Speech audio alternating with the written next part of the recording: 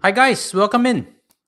Now today this is the second streaming, and as always, if you have questions, do leave in the comment section. I'll try to pick them up as best as I can. I'm trying to change some of the lightings over here and try to do a night streaming for you. But today we'll dive on the topics as per usual. Today I went by Dawson, and Queenstown right now has all these freshly built BTOs. They tower around 50 stories, and they are all around the library zone. There has to be at least 1,000 flats, in my opinion. So really big amounts of people moving into Queenstown. And today we'll start the discussions with the new BTOs that came about.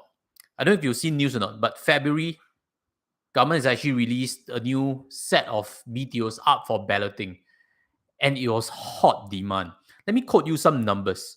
New BTO units were oversubscribed by 6.3 times in February.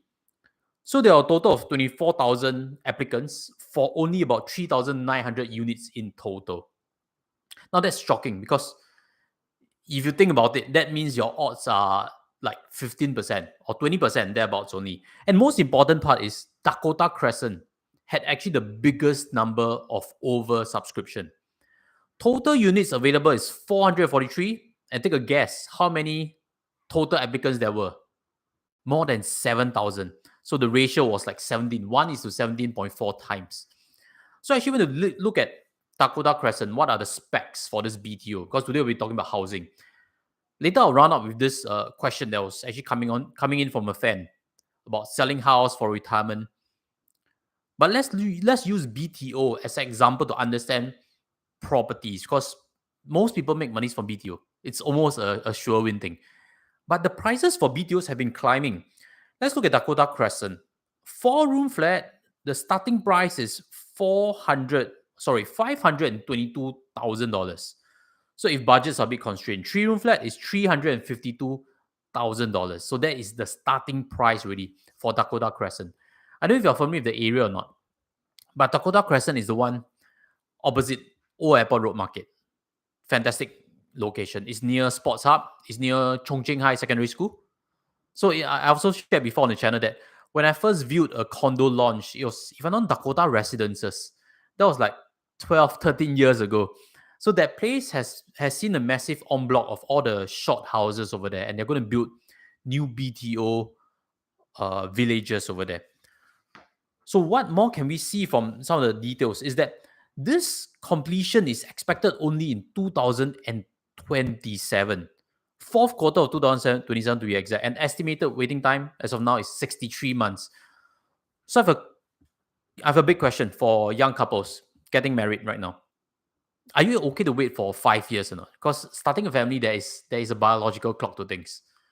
Why not look at the resale route? Because there are generous grants, there are enhanced housing grants, there are proximity housing grants, etc., etc. So you can get 50 to 100,000 knocked off from your purchasing price, rather than wait for 63 months. Although I also agree that if you buy and you get Dakota Crescent, it's a lottery ticket won in a lot of ways. Another interesting finding about this Dakota Crescent is that out of the 443 units, more than half are actually 4-room flats, which means HDB expects that most consumers will actually want 4-room flats more than even the 3-room flats.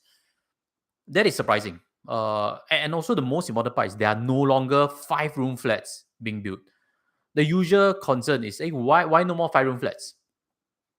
And the most logical answer is that HDB probably doesn't want to push $1 million flats too quickly. So they are really downsizing the size, because if you think about it, 4-room and 5-room is roughly the same. It's just an extension of the living area. Rooms wise, there's still 3. So 4 and 5-room, they are removing 5-room flats, mainly focused on 100 square meter 4-room flats. So they form, more than half of the total number of available units for Dakota Crescent. So if we were to think about, how much an affordability perspective, if we look at a Dakota Crescent purchase, how much should one have in terms of income? In any case, if you are joining the stream, leave your questions below. I'll be trying to help pick up on, retirement questions or housing questions. Leave in the comment sections. This stream wise, I can actually see the questions that are coming in. So what we can look in terms of numbers, how much someone should own if they were to buy a 600,000 4-room new Dakota Crescent.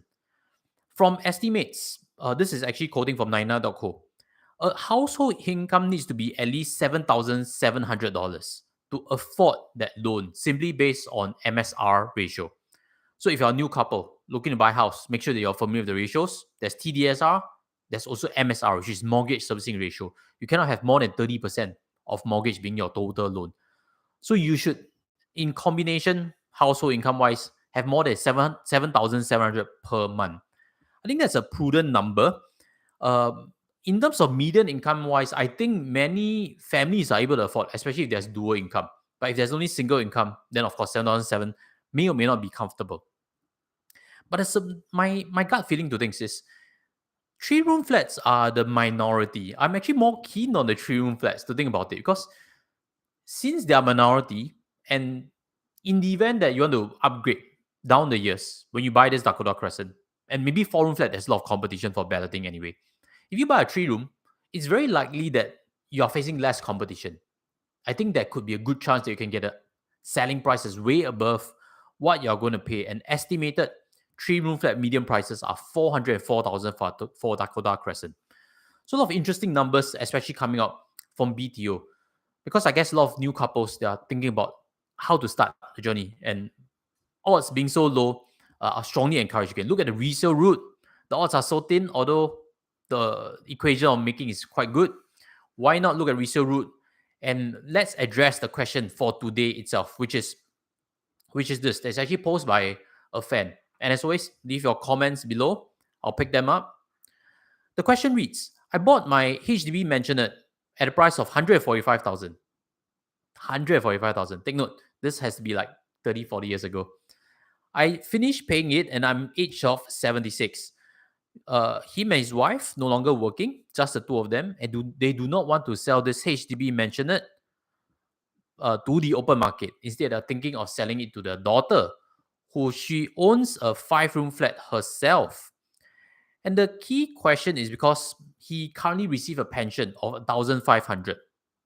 And after selling the house, this maisonette, to his daughter, he hopes to be living with her. And the whole idea is to free up more cash because he only has a pension of 1,500 and their living expenses are 2,500 per month. So there's a gap of $1,000. So his wife is a full housewife, probably no CPF, no RSS coming out, retirement sum from CPF Life itself or CPF. And right now, his wife is also age of 74, which means they, on a average Singapore lifespan, have probably 10 years kind of a time frame. So they are quite looking forward to selling a house, cashing out more for retirement. So he's looking for ideas. Okay, maybe I'll start with that. If daughter has a 5-room flat already, selling this maisonette to daughter means that daughter needs to sell the HDB, correct? In this selling and buying process, there is stamp duties.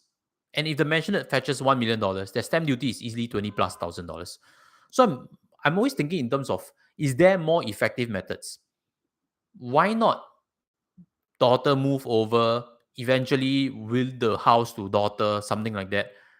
Rent out the daughter's 5-room flat to bring in cash flow.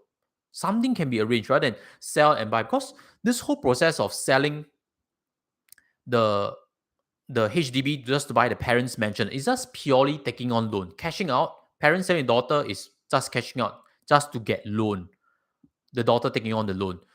So I'm not too sure if that is the best approach. I much rather own 2, which means daughter move over, can rent out the HDB after MOP. That might be a better solution. Or if not, explore some other options, which is lease buyback scheme. I'll cover it in a while. But the main thing about this is, when we plan about retirement, we need to think how much expenses we have. If we reach a point where we get there, and then it is only 1,500 in terms of CPF income or pension income, and then there's a gap, that'd be quite sad. So always plan, make sure there's enough cash flows for your own retirement, or don't commit to a house in your working years that's too big, such that you fully fund it and you have no more excess CPF to give you cash flows. So that's a problem best avoided. But if it comes about, my suggestion is look towards the lease buyback scheme that HDB actually has. So today I have some figures to show you and explain a bit on lease buyback scheme. And as a last shout out, leave any questions you may have, especially if you're watching this on the recorded version. I'll also pick them up subsequently. What is HDB's lease buyback scheme? HDB recognizes that for someone like this question, age 76, and if the housing lease is still 60 plus years, the person is not going to live likely to 130 years old, correct?